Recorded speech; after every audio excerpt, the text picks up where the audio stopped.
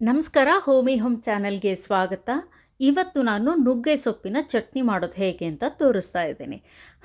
ನುಗ್ಗೆ ಸೊಪ್ಪಿನ ಚಟ್ನಿ ಮಾಡೋದಕ್ಕೆ ಮೊದಲಿಗೆ ಒಂದು ಬಾಣಲಿಗೆ ಸ್ವಲ್ಪ ಎಣ್ಣೆ ತಗೊಳ್ಳಿ, ಸ್ವಲ್ಪ ಕಡಲೆಬೇಳೆ, ಜೊತೆಗೆ ಒಂದಿಷ್ಟು ಉದ್ದಿನಬೇಳೆ ಮತ್ತು ಒಣಮೆಣಸಿನ್ಕಾಯಿ ಬ್ಯಾಡಗಿ ಅಥವಾ ಗುಂಟೂರು, ಜೊತೆಗೆ ನಾನು ಸ್ವಲ್ಪ ಫ್ಲ್ಯಾಕ್ಸ್ ಸೀಡ್ಸನ್ನು ತೊಗೊಂಡಿದ್ದೀನಿ. Flax seeds omega 3 fatty acids ಇರುತ್ತಲ್ಲ, ತುಂಬ ಒಳ್ಳೆಯದು.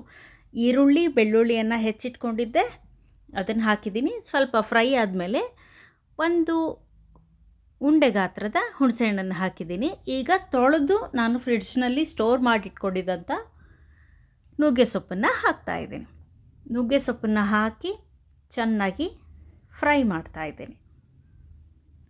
ಇದು ಮುಚ್ಚಬಾರ್ದು, ಕಹಿ ಬರುತ್ತೆ. ಮೊದಲೇ ಇದ್ರ ಗುಣ ಸ್ವಲ್ಪ ಕಹಿ ಆಗಿರೋದ್ರಿಂದ ಮುಚ್ಚದಂಗೆ ಬೇಯಿಸಬೇಕು. ಆಮೇಲೆ ಫ್ರೈ ಆದಮೇಲೆ ಸ್ವಲ್ಪ ನೀರನ್ನು ಹಾಕಿ ಮುಚ್ಚಿ ಬೇಯಿಸ್ತೀನಿ. ಈಗ ನಾನು ಇದಕ್ಕೆ ಸ್ವಲ್ಪ ಕಲ್ಲುಪ್ಪನ್ನು ಹಾಕಿದೆ, ಅರಿಶಿನ ಹಾಕಿದೆ ಮತ್ತು ಕಾಯಿನ ತುರಿದು ಕೂಡ ಹಾಕ್ಬೋದು. ನಾನು ಹೀಗೆ ಪೀಸಸನ್ನು ಹಾಕ್ತೀನಿ. ಫ್ರಿಡ್ಜಲ್ಲಿ ಸ್ಟೋರ್ ಮಾಡೋದಕ್ಕೆ ಅನುಕೂಲ ಅಂತ ನಾನು ಈ ಥರ ಕಟ್ ಮಾಡಿಟ್ಕೊಳ್ತೀನಿ. ಸ್ವಲ್ಪ ನೀರನ್ನು ಚಿಮುಕಿಸಿ ಅದು ಫ್ರೈ ಆದಮೇಲೆ ಈಗ ಅದನ್ನು ಮುಚ್ಚಿಡ್ತಾ ಇದ್ದೀನಿ. ಸ್ವಲ್ಪ ಹೊತ್ತು, ಒಂದು 5 ಮಿನಿಟ್ಸು ಇದು ಸ್ಟೀಮಲ್ಲಿ ಬೇಯಲಿ ಅನ್ನೋದು ಉದ್ದೇಶ. ಸ್ವಲ್ಪ ಅದರ ಕ್ರಿಸ್ಪಿನೆಸ್ಸು ಹೋಗಲಿ ಅಂತ. ಈಗಿದು ಚೆನ್ನಾಗಿ ಫ್ರೈಯೂ ಆಗಿದೆ ಮತ್ತು ಸ್ವಲ್ಪ ಬೆಂದಿದೆ. ಈಗ ಇದಕ್ಕೆ ಸ್ವಲ್ಪ ಹಿಂಗನ್ನು ಹಾಕಿ ಇದನ್ನು ಚಾಪರಲ್ಲಿ ನಾನು ಗ್ರೈಂಡ್ ಮಾಡ್ತಿದ್ದೀನಿ. ಚಾಪರಲ್ಲಿ ಯಾಕೆ ಮಾಡಿದೆ ಅಂದರೆ ನನಗೆ ಸ್ವಲ್ಪ ತರಿಯಾಗಿ ಬೇಕಿತ್ತು.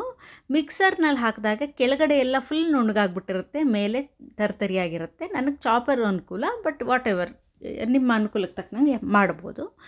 ಇದನ್ನು ತುಪ್ಪದ ಜೊತೆಗೆ ಬಿಸಿ ಬಿಸಿ ಅನ್ನದ ಜೊತೆಗೆ ಊಟ ಮಾಡಿದ್ರೆ ಅದರ ರುಚಿನೇ ಬೇರೆ. ದೋಸೆ ಚಪಾತಿಗೂ ಆಗುತ್ತೆ. ಬಾಯ್ ಬಾಯ್.